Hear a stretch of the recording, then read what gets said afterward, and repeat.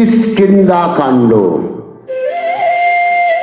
পূর্ব, উত্তর ও পশ্চিম দিকে সীতার উদ্দেশ্যে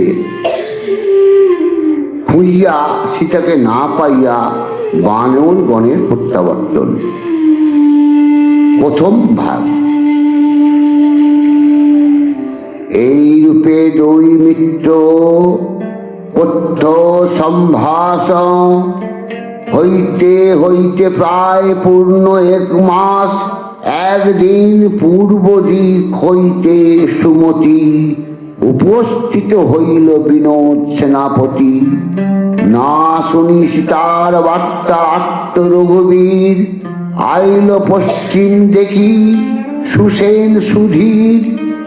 পশ্চিম, উত্তর, পূর্ব 3 দিকে দেখে আসিয়া সকলে কহে সবার সম্মুখে।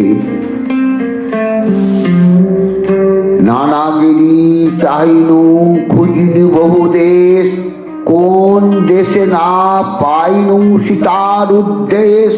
রঘুনাথ হইলেন